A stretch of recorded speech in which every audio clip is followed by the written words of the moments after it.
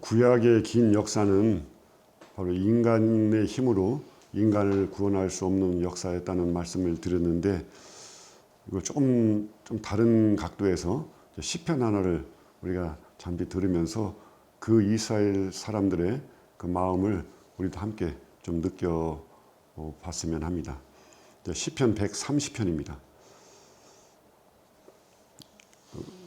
새 성경에 주님이라고 되어 있는 것을 원문에 따라서 야훼라고 다시 원문대로 해서 제가 봉독하도록 하겠습니다. 야훼여, 깊은 곳에서 당신께 부르짖습니다. 주여, 제 소리를 들으소서. 제가 애원하는 소리에 당신의 귀를 기울이소서.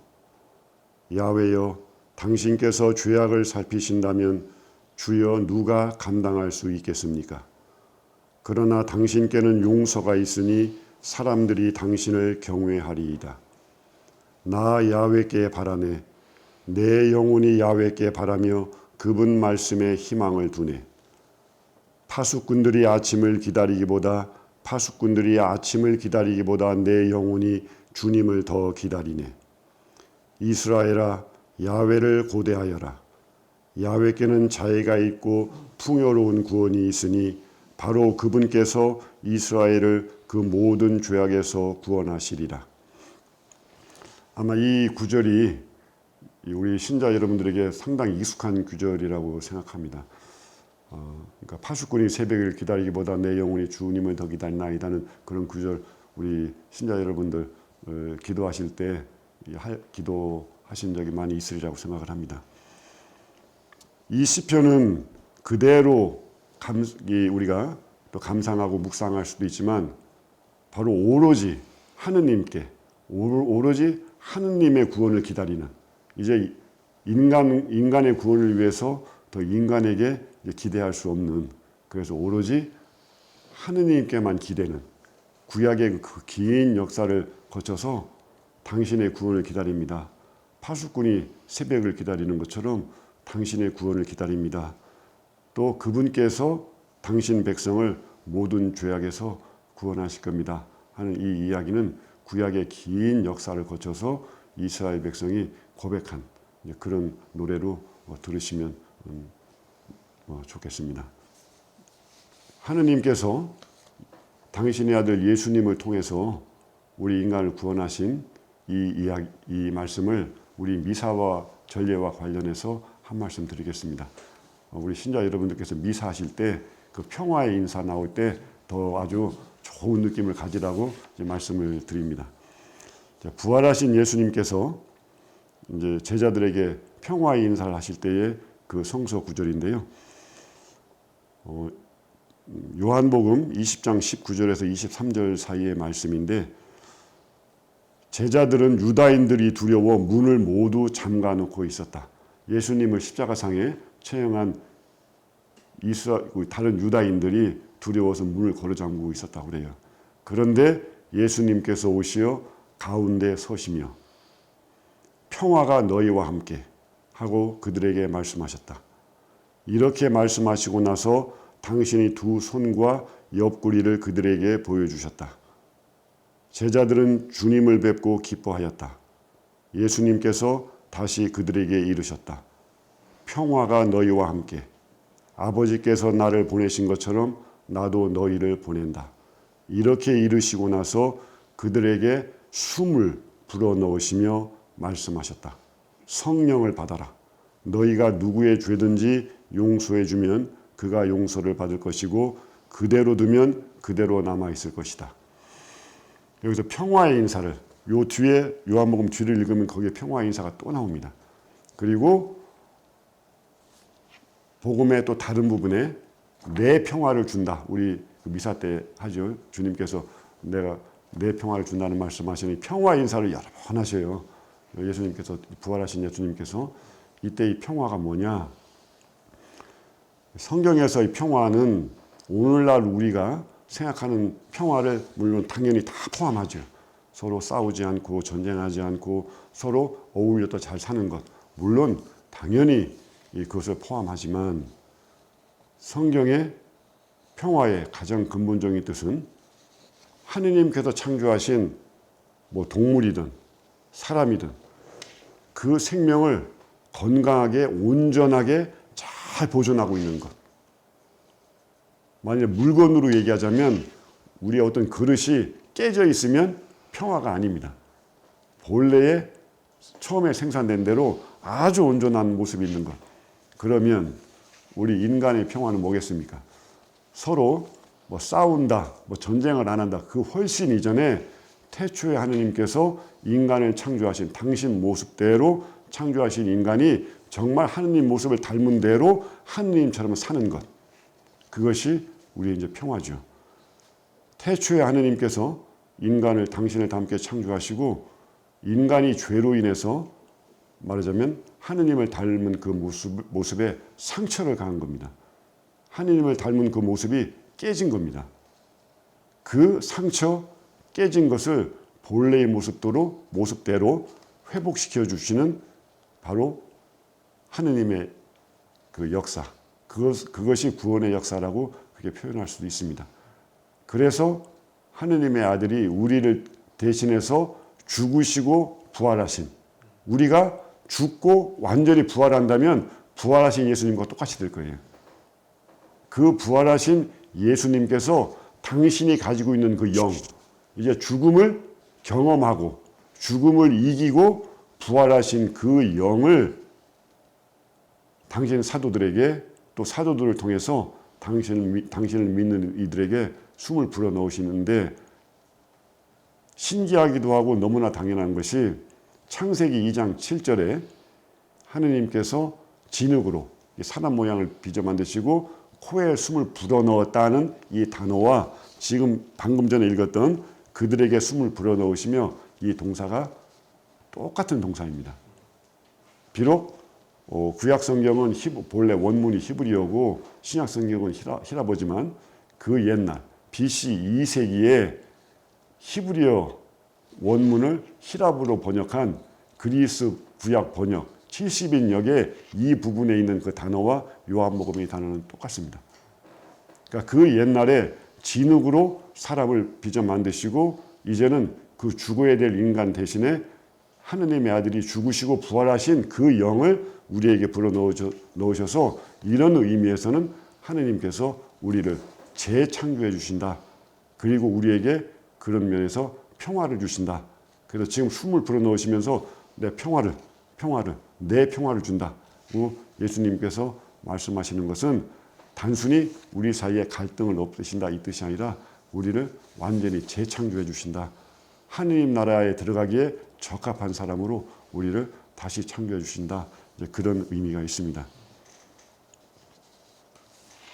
그러면 이러한 은혜를 받은 우리, 그래서 조금 전에 우리가 말씀을 나눈 대로 이미 오셨지만 또 나에게 오셔야 될 그 예수님의 그 종말의 구원 역사가 바로 내 역사가 되도록 우리 모두가 정말 바라고 있는 것인데, 어떻게 하면 그 길을 갈 수 있을까?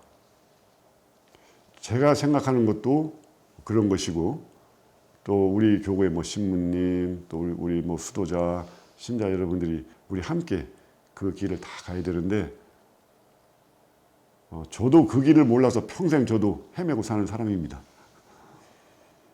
그러나 큰 길은 이미 하느님께서 보여주셨고 예수님께서 보여주셨기에 저도 그 길을 가는 한 사람으로서 제가 그동안 느꼈던 것, 또 체험했던 것, 또 노력하는 것, 그런 것을 여러분들과 이제 함께 나누고 싶습니다. 우선 먼저 하느님께서 우리의 죄를 용서하셨다는 것, 그것이 무엇을 의미하는가? 단순히 나의 죄를 용서하셨다는 것이 아니라 지금 방금 말씀드린 대로 재창조하신 것입니다. 인간이 죄를 짓기 전에 하느님을 닮게 창조된 인간이 정말 하느님의 닮은 모습이고 서로 알몸이면서도 부끄러워하지 않았고 에덴 동산에서 정말 기쁘게 살았던 것처럼 우리가 죄를 용서받는다고 하는 것은 단순히 우리의 죄가 없어진다는 것이 아니라 우리가 하느님 뜻에 맞게 사는 사람으로 재창조된 것, 그 재창조가 되도록 죽으시고 부활하신 당신의 영을 우리가 그렇게 살아갈 수 있는 사람으로 힘을 주신다는 그런 뜻입니다. 그래서 이 죄의 용서는 이제 이전처럼 살지 않게 우리에게 당신 영의 그 힘을 주신다는 그런 뜻입니다.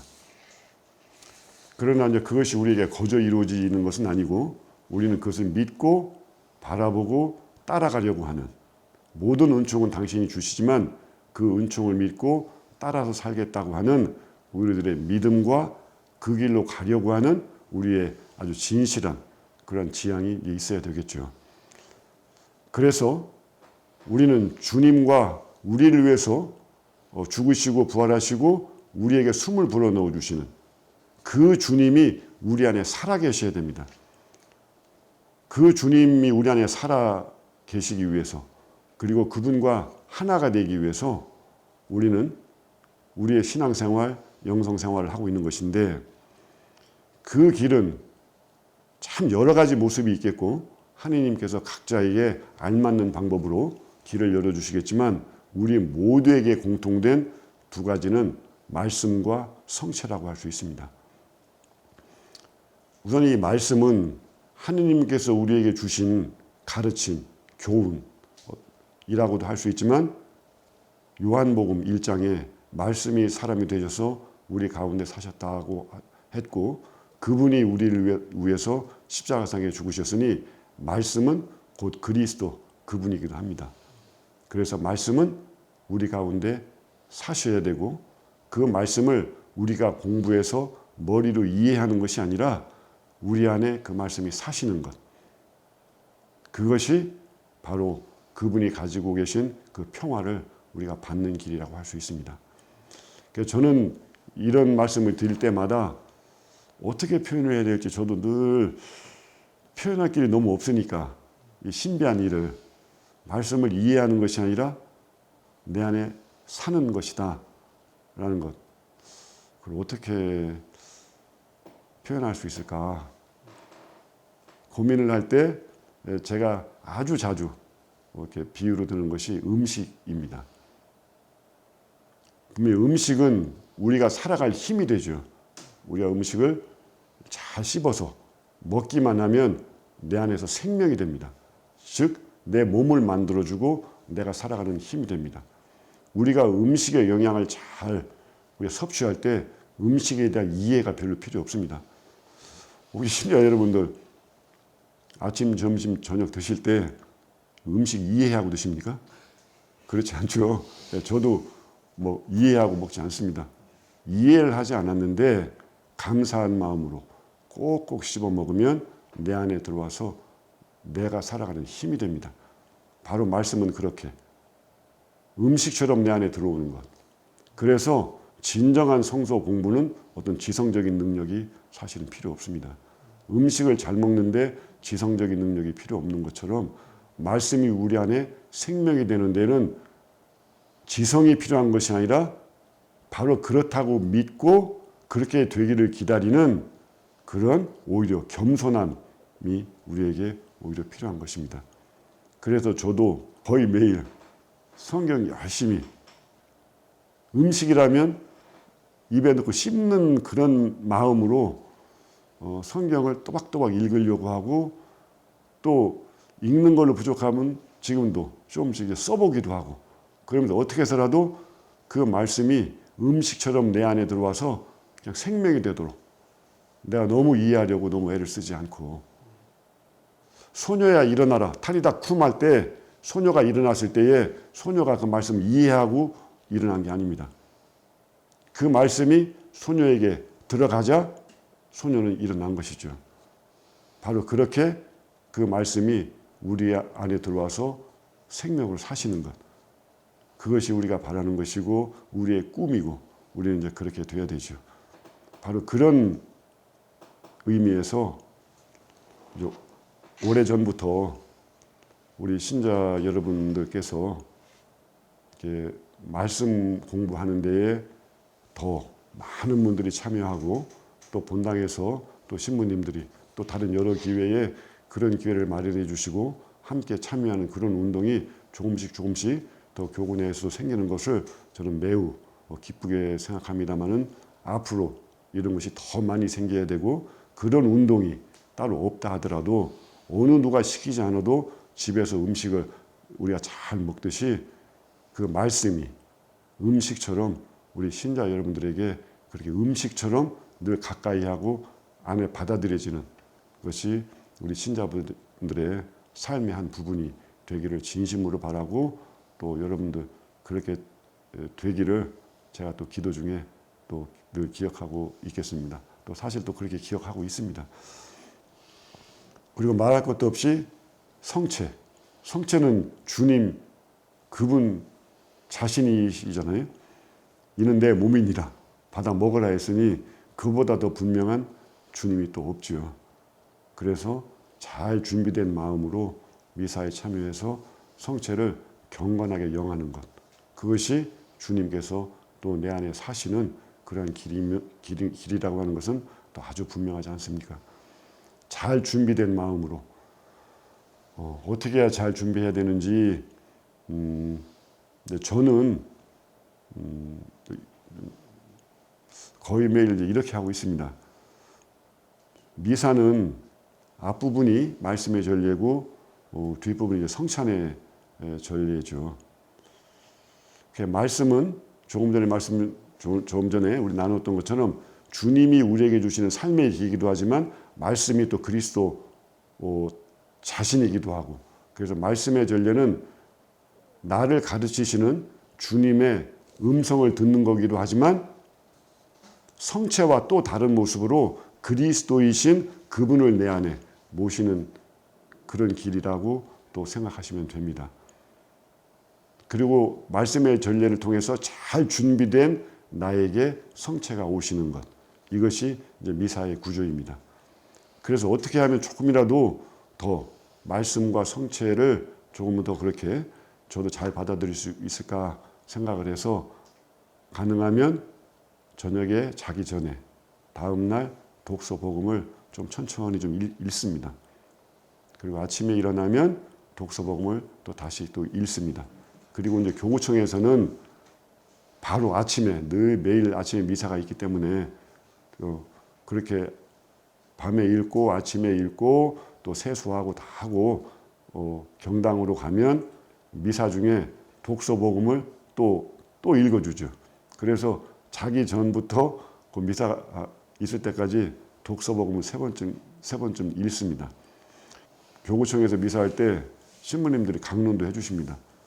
제 욕심으로 매일 강론 좀 해주셨으면 싶긴 한데 보통은 일주일에 한 2번 정도만 해주셔서 좀 그렇긴 한데, 그렇다고 신부님들한테 매일 해라고 제가 또 그렇게 했다고 부담 가지면 안 되니까 그렇게 이야기는 하지는 않는데, 강론 해주는 날은 밤에 읽고 아침에 일어나자마자 읽고 그리고 바로 경당 가서 또 읽고 하니까 따로 시간 쓰지 않고 3번을 듣게 되고, 또 신부님이 그 독서 복음을 잘 묵상하신 강론까지 해주면 한 4번 정도, 3번은 독서 복음을 읽고 거기에 대한 그 신부님의 잘 묵상된 또 강론까지 듣게 되니까 그날 하루를 지낼 때에 때로는 오후에 오늘 독서 복음이 뭐였지라고 기억이 잘 안 날 때도 있지만 또 기억날 때가 많이 있습니다.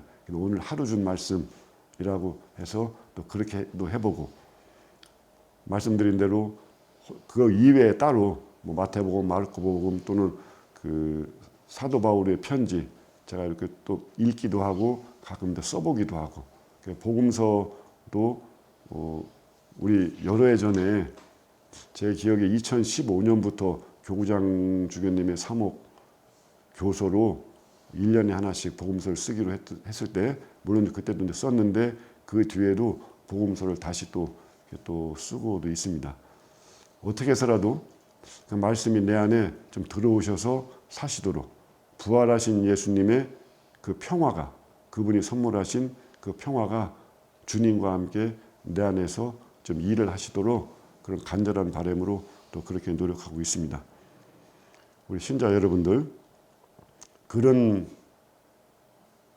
뜻에서 말씀을 가까이 하시고, 조금 전 말씀드렸던 것처럼 말씀이 내 안에 사시는데 지성적인 어떤 능력도 필요 없습니다. 오히려 우리의 지성이 너무 그 말씀을 이해하려고 들면 오히려 우리에게 영적인 양식이 되는 게 아니라 우리 지성적인 지식으로 멈출 수도 있습니다. 내가 다 알아들을 수 없는, 때로는 알아듣지 않아도 괜찮은 우리가 먹는 음식처럼 이것이 나를 살리는 하느님의 선물이라고 생각을 하고 음식을 내 안에 받아들이듯이 그렇게 반복해서 읽고 또 소리내서 읽고 또 손으로 쓰면서 그 말씀이 내 안에 들어와서 말씀 그대로 사시도록 말씀과 가까이 하는 그러한 삶을 우리 신자 여러분들이 삶 안에서 조금씩 시간을 내셔서 사시면 좋겠고, 그리고 또 성체조배나 또 미사를 통해서 바로 주님, 당신 그 자체이신 그 성체를 느끼면서 그분이 나에게 오셔서 내 안에 사시도록 그렇게 우리 그런 시간도 우리 신자 여러분들 삶 안에서 그러한 시간들이 또 이렇게 잘 습관되게 그렇게 있어서 바로 주님께서 주시는 재창조, 평화의 힘이 우리 신자 여러분들에게 정말로 살아있는 힘이 되기를 간절히 바라고, 저도 노력은 하지만 저에게도 참 어려운 그런 영적인 길이고 해서 신자 여러분과 저 함께 우리 그렇게 그 길을 희망하면서 함께 잘 걸어가도록 또 기회가 있을 때마다 저는 여러분들에게 힘이 되어드리고 여러분은 저에게 힘이 되어주시면서 그 길을 잘 갈 수 있으면 정말로 좋겠습니다. 이제 대림절이 시작이 되고 2000여 년 전에 이 세상에 오신 그분이 정말 나에게 종말의 역사를 완성해 주실 분으로 나에게 정말로 오시도록, 그래서 성탄 때에는 1년 365일이 특별히 그렇지만 전례적으로 대림이고 성탄이니까 내 종말의 역사를 완성해 주실 십자가상의 역사를 지금의 내가 받아야 될 은총이 되도록 그렇게 해주실 그분이 이번 성탄 때에 또 특별한 모습으로 나 그리고 내 가족, 내 사랑하는 사람에게 그렇게 다가오도록 그렇게 대림절을 정말 의미 있게 말씀을 가까이 하고 성체를 가까이 하고, 그리고 주님께서 나를 따르고자 하는 사람은 자기 자신을 버리고 제 십자가를 지고 따라라 하고 말씀하셨고, 내가 너희를 사랑한 것처럼 너희도 서로 사랑하여라고 하는 말씀처럼 말씀과 성체, 그리고 주님이 우리를 사랑하신 것처럼 주님을 사랑한다면 우리의 몸이 또 주님의 몸이 되기도 하는 거죠. 또 달리 말하면 주님께서 우리의 몸을 쓰시는 것. 만일에 주님께서 우리의 몸을 쓰신다면 그 순간 주님께서 우리에게 정말 사시는 것이기도 하죠. 그래서 거듭 말씀드리지만 그 말씀과 성체 그리고 주님을 따르는 주님처럼 사는 이웃을 위한 그런 사랑의 그런 봉사, 그런 것으로 우리 주님께서 내 안에 사시도록 그것을 염원하는 대림절이 되고 또 그런 체험을 하는 성탄이 되기를 간절히 바라고, 저도 여러분 우리 이 교우 여러분들 그러한 성탄절이 되도록 기도 중에 늘 기억하겠습니다. 기도 중에 저도 여러분들 잘 기억해 주시기 바랍니다. 감사합니다.